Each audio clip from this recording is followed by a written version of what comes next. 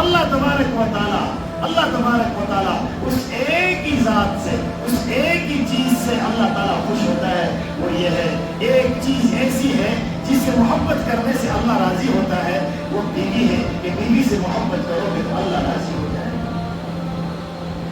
اللہ راضی ہو جائے گا۔ ایک لڑائی ایسی ہے جس سے تم لڑائی کرو گے اللہ ناراض ہو جائے گا، بیوی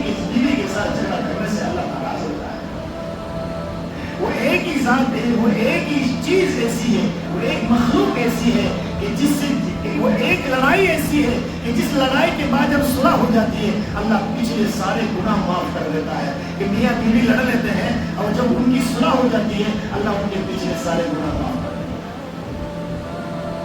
پچھلے سارے گناہ معاف کر دیتا ہے، پچھلے سارے گناہ معاف کر دیتا ہے۔ اس لیے میرے دوستوں بزرگوں، میرے بھائیوں، بیویوں کے ساتھ اچھے سلوک کرو، بیویوں کے ساتھ اچھے سلوک کرو، بیویوں کے ساتھ ہمدردی کرو،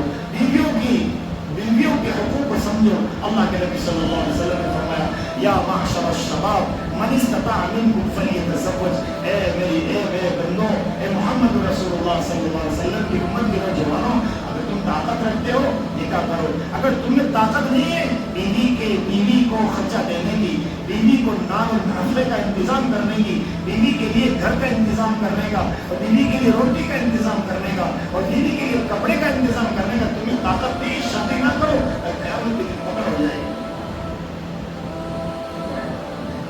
بیوی کے لیے اجازت نہیں ہے کہ وہ شوہر کی اجازت کے بغیر مزدوری کر کے نکل جائے۔ دوستوں، سب سے بڑی بے برکتی اس سے آتی ہے ہمارے گھروں کے اندر۔ سوچنے کی بات ہے آج ہمارے گاؤں میں کیا حال ہے،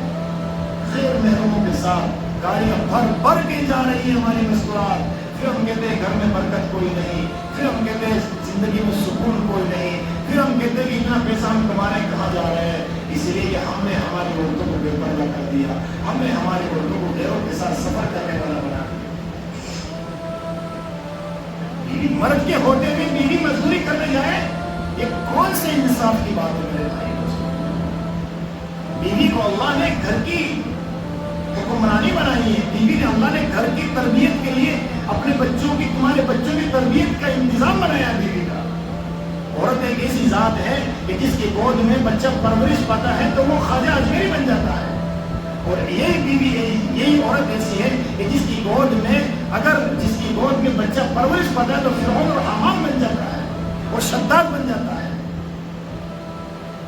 اگر ہماری عورتوں کی تربیت حضرت امی عائشہ رضی اللہ تعالیٰ عنہ کے نہج پر ہوتی ہے، ہماری عورتوں کی، ہمارے بچوں کی تربیت حضرت فاطمہ الزہرا رضی اللہ عنہا کے نہج پر ہوتی ہے، حضرت خدیجہ الکبریٰ رضی اللہ عنہا کے نہج پر ہوتی ہے، تو یہی وہ ہماری عورتیں وہ بن جائے گی کہ اللہ